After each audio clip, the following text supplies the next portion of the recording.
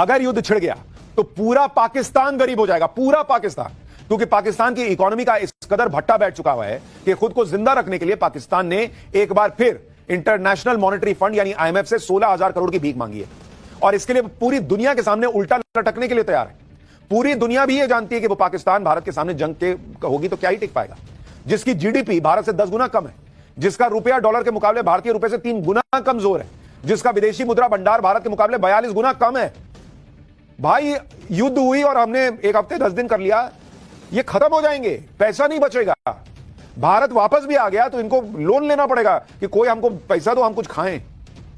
पाकिस्तान की कंगाली सबको पता है, इसके बावजूद पाकिस्तान बौखलाहट में ऐसे ऐसे फैसले कर रहा है जो फैसले खुद अपने पैर पर कुल्हाड़ी मारने जैसे। पाकिस्तान ने पहलगाम आतंकी हमले के बाद भारतीय विमानों के लिए अपना एयर स्पेस बंद किया, जिससे भारत के एविएशन सेक्टर को नुकसान पहुंचाने की कोशिश की गई। हालांकि यह कदम पाकिस्तान के लिए ही घाटे का सौदा साबित होने वाला है, उसे भारी आर्थिक नुकसान उठाना पड़ेगा, क्योंकि इससे पहले भी ऐसा हो चुका है। फरवरी 2019 के पुलवामा हमले के बाद भी पाकिस्तान ने एयर स्पेस बंद कर दिया था, जिससे पाकिस्तान को करीब 851 करोड़ रुपए का नुकसान हुआ था। तब रोजाना करीब 400 उड़ानें प्रभावित हो रही थी, जिससे पाकिस्तान को बड़ा आर्थिक झटका लगा था। एक बोइंग विमान के उड़ान से पाकिस्तान को करीब 50,000 रुपए की आमदनी होती थी। बड़े विमानों के लिए शुल्क और ज्यादा होता है। सिर्फ ओवरफ्लाइट फीस से पाकिस्तान को रोज करीब 2 करोड़ रुपए का नुकसान हो रहा था। लैंडिंग, पार्किंग का शुल्क मिलाकर यह आंकड़ा करीब 2.5 करोड़ रुपए प्रतिदिन तक पहुंच गया था। पीआईए को अंतर्राष्ट्रीय रूट्स बंद होने और घरेलू रूट्स के समय बढ़ने से रोज करीब 4 करोड़ रुपए का नुकसान तब हुआ था। सीएए और पीआईए दोनों को मिलाकर पाकिस्तान को कुल 6.5 करोड़ रुपए रोज का नुकसान होता था, रोज का। अब भारत ने जैसे को तैसा वाला जवाब देते हुए पाकिस्तानी विमानों के लिए भारतीय एयर स्पेस को बंद कर दिया, जिससे पाकिस्तान को और नुकसान होने वाला है।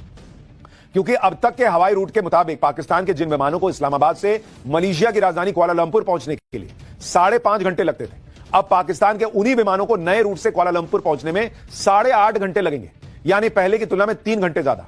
अगर उड़ान का वक्त लंबा होगा तो खर्च भी बढ़ेगा, टिकट भी महंगा होगा, जिसकी मार पाकिस्तान पर पड़नी तय है। सिर्फ इतना ही नहीं, पाकिस्तान को और भी गहरी चोट मिलने वाली है। सिर्फ एयर स्पेस नहीं, दूसरे कारोबार को भी बंद करके एक्सपोर्ट की जानकारी जुटा रही है। इसका मकसद इस तरह के एक्सपोर्ट रूट्स को बंद करना है। मतलब मेरा सामान हम तो तुमको नहीं देंगे, कोई तीसरा भी तुमको नहीं देगा। क्योंकि ये क्या करते थे कि भाई तीसरे देश से भेज दिया, दुबई वगैरह से वो कर दिया या ले लिया। नहीं भाई, पाकिस्तान को होने वाले इस इनडायरेक्ट एक्सपोर्ट का डेटा कस्टम और एक्सपोर्ट प्रमोशन काउंसिल जैसी संस्थाओं से लिया जा रहा है। जीटीआरआई यानी ग्लोबल ट्रेड रिसर्च इनिशिएटिव के मुताबिक इंडायरेक्ट एक्सपोर्ट के जरिए हर साल करीब 84,000 करोड़ रुपए से ज्यादा के भारतीय प्रोडक्ट दुबई, सिंगापुर और कोलंबो जैसे पोर्ट से होते हुए पाकिस्तान पहुंचते हैं। भारतीय कंपनियां इन पोर्ट्स पर अपना माल भेजती हैं, जहां इंडिपेंडेंट कंपनियां उन्हें बॉन्डेड वेयरहाउस में रखती हैं, ब्रांडेड वेयरहाउस में। इन वेयरहाउस में माल पर लगे लेबल और दस्तावेज बदल दिए जाते हैं ताकि ये पता न लगे कि ये प्रोडक्ट भारत के हैं। इसके बाद ये माल पाकिस्तान भेजा जाता है, जहां भारत से सीधे ट्रेड पर बैन लगा है। इसके अलावा मोदी सरकार ऑनलाइन प्लेटफॉर्म्स के जरिए पाकिस्तान में होने वाले एक्सपोर्ट की भी जांच कर रही है। यानी नरेंद्र मोदी सरकार हर तरफ से कसे जा रही है। 5 लाख करोड़ रुपए का, जिसमें डायरेक्ट और इनडायरेक्ट इंपोर्ट के जरिए भारत का हिस्सा करीब 1 लाख करोड़ रुपए। ऐसे में अगर भारत की तरफ से पाकिस्तान को होने वाले एक्सपोर्ट पर पूरी तरह बैन लग गया तो पाकिस्तान के कुल सालाना इंपोर्ट का 20% हिस्सा एक झटके में साफ हो जाएगा। जब भारत ने पाकिस्तान से कारोबार बंद करने का ऐलान किया तो जवाब में पाकिस्तान ने भी कह दिया कि हम भी कारोबार बंद कर देंगे। अब ये आंकड़े भी देख लीजिए कि कारोबार बंद होने से नुकसान किसका ज्यादा है। भारत को बहुत ज्यादा कोई फर्क नहीं। पाकिस्तान ने भारत से करीब 3783 करोड़ रुपए का इंपोर्ट किया। इस दौरान भारत ने पाकिस्तान से मात्र 3 करोड़ 72 हजार रुपए का इंपोर्ट किया। यानी पाकिस्तान ने भारत की तुलना में करीब 1000 गुना ज्यादा सामान मंगाया। और साल 2023-24 के आंकड़ों पर नजर डालें तो पाकिस्तान ने भारत से करीब 10,000 करोड़ का इंपोर्ट किया, जबकि भारत ने पाकिस्तान से सिर्फ 24 करोड़ का इंपोर्ट किया। यानी पाकिस्तान ने भारत की तुलना में करीब 410 गुना ज्यादा इंपोर्ट किया। तो तुम हमको क्या कह रहे हो कि तुमको नुकसान हो जाएगा? अपना देखो ना यार, तुम मंगाओगे कहां से सामान अगर हमने नहीं दिया, और सस्ता कहां से मंगाओगे?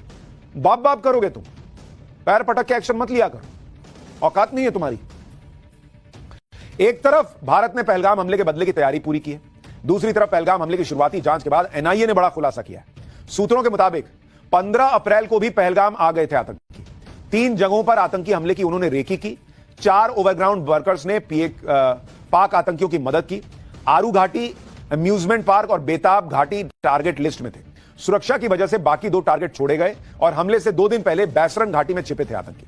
एनआईए जांच में 3 सैटेलाइट फोन के सबूत मिले हैं। 2 फोन के सिग्नल को एजेंसी ने ट्रेस किया है। 20 ओवरग्राउंड वर्कर्स की भी एनआईए ने पहचान कर ली। जांच में पता चला है कि आतंकियों के पास अल्ट्रा सेट कम्युनिकेशन सिस्टम था। क्या सिस्टम होता है ये भी आपको बताता हूं। ये चीन में बनी रेडियो कम्युनिकेशन डिवाइस होती है। सुरक्षित कम्युनिकेशन के लिए इसका इस्तेमाल किया जाता है। यह डिवाइस हाई इंक्रिप्शन और सिक्योर सिग्नल की तकनीक से लैस होती है।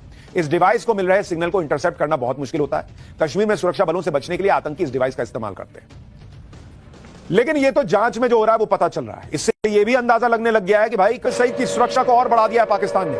आईएसआई के सेफ हाउस में हाफिज सईद को ले जाया जा रहा है। पाकिस्तान और आईएसआई को हाफिज पर हमले की आशंका है कि हो सकता है भारत हाफिज सईद को ही ठोक दे, इसलिए लगातार उसकी लोकेशन बदल रहा है पाकिस्तान। यह भी खबर आ रही है कि हाफिज सईद को एक जगह मत रखो, बदलते रहो इसकी जगह, ताकि एक जगह रहेगा तो कहीं ठोक ना दिया जाए। एक तरफ पाकिस्तान की हालत खराब है, दूसरी तरफ भारत अपनी तैयारी पूरी कर चुका है। बॉर्डर से सटे इलाकों में जो हाईवे हैं, हमारे फाइटर्स और हेलीकॉप्टर तुरंत उड़ान भर सके।